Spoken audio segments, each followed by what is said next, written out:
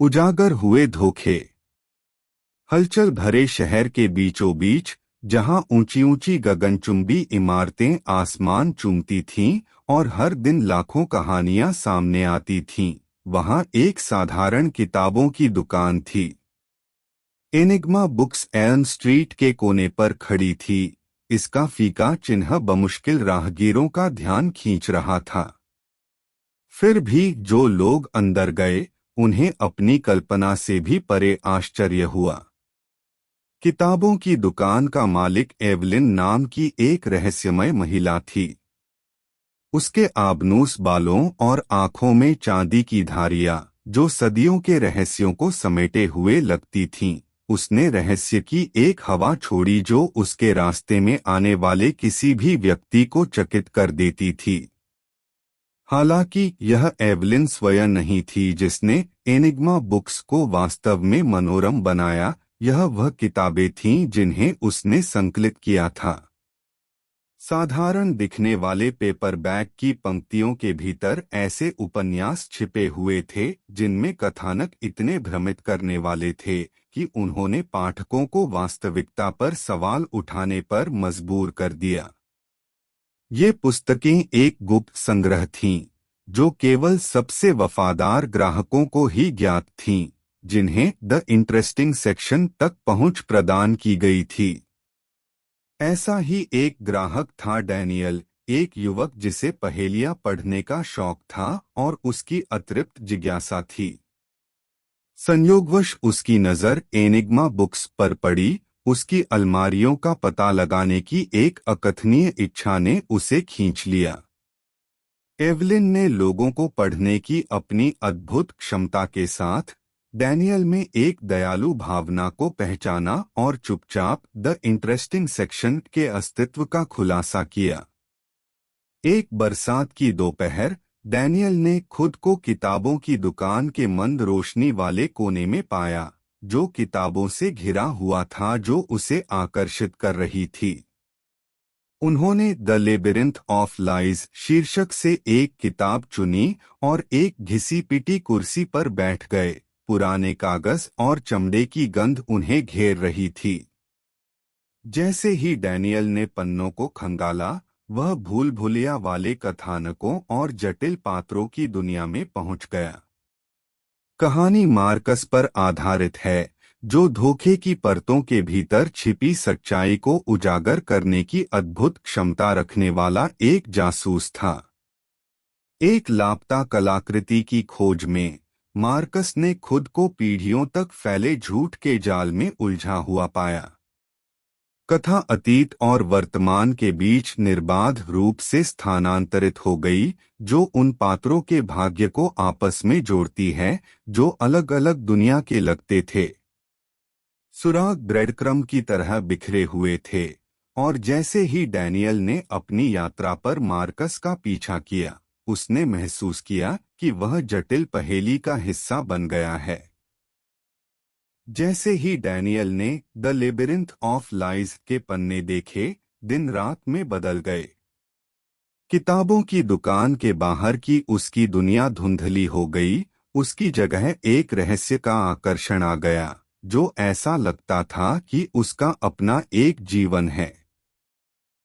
प्रत्येक रहस्योद्घाटन अपने साथ सवालों की एक नई परत लेकर आया, और डैनियल ने खुद को उसके सामने मौजूद पहेली को जोड़ने के लिए समय के विपरीत दौड़ते हुए पाया। एवलिन ने डैनियल के जुनून को एक जानने वाली मुस्कान के साथ देखा। उसने यह पहले भी देखा था, जिस तरह से पाठक उसकी सावधानी पूर्वक चुनी गई किताबों के कथानकों में उलझ जाते थे। उसकी किताबों की दुकान उन लोगों के लिए स्वर्ग थी जो न केवल पलायन की तलाश में थे, बल्कि एक बौद्धिक चुनौती की तलाश में थे जो वास्तविकता की सीमाओं को पार कर जाए। जैसे ही डैनियल पुस्तक के अंतिम अध्यायों के करीब पहुंचा, उसने पहले अनुभव की गई किसी भी चीज के विपरीत तात्कालिकता की भावना महसूस की। पहेली के टुकड़े अपनी जगह पर आ रहे थे, और वह सच्चाई को उजागर करने की संतुष्टि का लगभग स्वाद ले सकता था। लेकिन जब उसे लगा कि उसे सब पता चल गया है तो कहानी में अप्रत्याशित मोड़ आ गया। किताब के आखिरी पन्नों में एक ऐसा मोड़ सामने आया जिससे डेनियल स्तब्ध रह गया। वह जिस सच्चाई का पीछा कर रहा था वह एक मृगतृष्णा थी, लेखक के चतुर दिमाग द्वारा सावधानी पूर्वक निर्मित एक भ्रम। जैसे ही अंतिम वाक्य उसके विचारों में गूंजा, उसे एहसास हुआ कि वह एक ऐसी जटिल साजिश में भागीदार था जिसकी उसने कभी कल्पना भी नहीं की थी। एवलिन, जो छाया से देख रही थी, जानने वाली अभिव्यक्ति के साथ डैनियल के पास पहुंची। दिलचस्प है ना, उसने टिप्पणी की। डैनियल ने उसकी ओर देखा। उसकी आंखों में विस्मय और घबराहट का मिश्रण था। मुझे लगा कि मुझे सब पता चल गया है, उसने स्वीकार किया। उसके होठों पर एक व्यंग्य भरी मुस्कान थी। एवलिन ने कहा, यही इन किताबों की खूबसूरती है। वे हमारी धारणाओं को चुनौती देते हैं, हमारी धारणाओं पर सवाल उठाते हैं और हमें याद दिलाते हैं कि वास्तविकता अक्सर कल्पना से अजीब होती है। जैसे ही बाहर बारिश कम हुई, डैनियल ने किताब बंद कर दी और खड़ा हो गया। उन्होंने कहानी कहने की कला के प्रति नई सराहना महसूस की, क्योंकि एक अच्छी तरह से तैयार की गई कहानी भावनाओं में हेरफेर कर सकती है और वास्तविकता को अपनी इच्छानुसार मोड़ सकती है। और यद्यपि उसने पन्नों के भीतर ही रहस्य को सुलझा लिया था, वह जानता था कि किताबों की दुकान छोड़ने के बाद भी यह साजिश लंबे समय तक बनी रहेगी। एवलिन के प्रति कृतज्ञता का सिर हिलाते हुए डैनियल शहर से बाहर चला गया। उसके दिमाग में अभी भी उस साजिश की गूंज घूम रही थी जिसे उसने सुलझाया था। जैसे ही वह भीड़भाड़ वाली सड़कों पर गायब हो गया, वह आश्चर्यचकित हुए बिना नहीं रह सका कि क्या जीवन स्वयं एक ऐसी कहानी है जिसे समझने की प्रतीक्षा की जा रही है। इसके उतार चढ़ाव कल्पना से परे रहस्योद्घाटन की ओर ले जाते हैं। और इसलिए एनिग्मा बुक्स एल्म स्ट्रीट के कोने पर खड़ी रही। इसका फीका चिन्ह उन कहानियों का वादा करता था जो वास्तविकता के ताने-बाने को चुनौती देती थीं।